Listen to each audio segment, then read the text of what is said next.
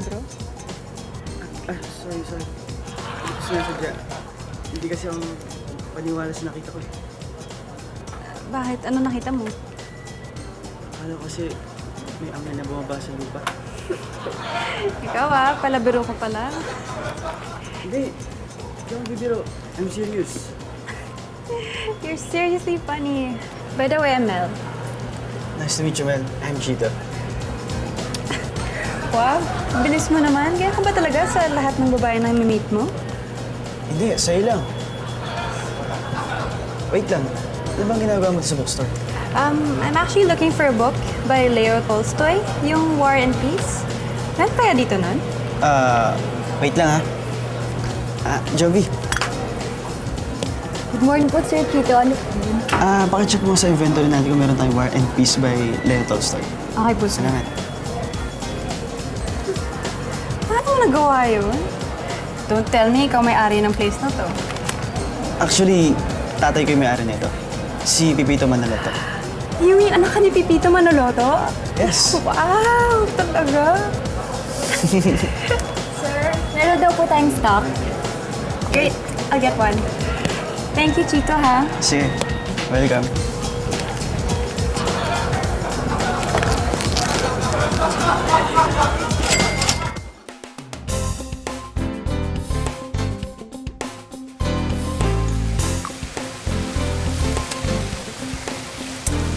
Hoy! Ikaw ba lalangoy? Sigaw ka. Gabi na.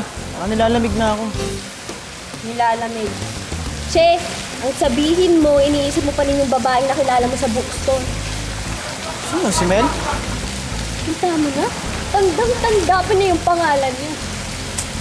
Ang ganda niya kasi. Feeling ko, siya na yung babaeng pakakasalan ko.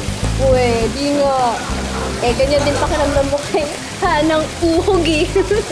Hoy, iba na to. Seryoso ako. Sana nga magkita ulit kami. Ewan ko sa'yo. Siya, kasal-kasal ka dyan. Nantun ka na ba? Alam mo. Tito!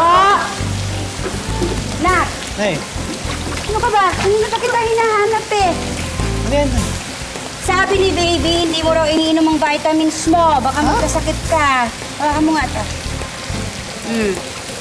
Sakit ka niyan eh. Tubig! Hindi naman, laki-laki ko na eh. Hindi naman dapat alagaan. Hoy, Tito Manaloto, kahit pa tumanda ka para sa akin, ikaw pa rin ang baby ko. Ay naman, Magay! Ito naman! Ay! Kaya...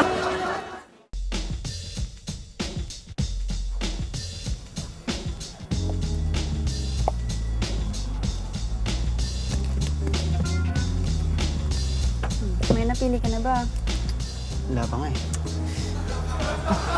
Mel, ikaw pala yan. Kailan ka ba dyan? Hindi naman, yun lang. Pero pala tayo ng taste sa books, Classics. Oo naman. Sa totoo lang, favorite section ko rito.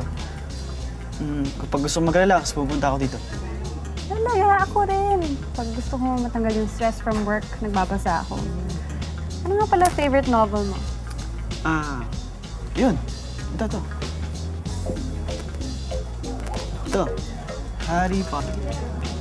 Harry Potter? Di ba pang bata yan? Hindi naman. It's a book na pwedeng kahit anong edad. Saka mag-enjoy kapag binasa mo. Mahilig din ako sa mga novel na may kinalaman sa magic. Ganun ba? If you don't mind me asking, ilang taon ka na ba? Ako? 26. 26? You look young for 26 years old, Mana kasi ako sa tatay ko. Baby face. Hindi ko natatanungin. Obvious naman na 19 ka lang, di ba? Ang galing mo talaga mga bola, Actually, I just turned 25 last month. Talaga? Hindi halata. Talaga? Kaya yung mga binabasa ko mga books, medyo pang mature na. Binabagay ko lang naman. Okay.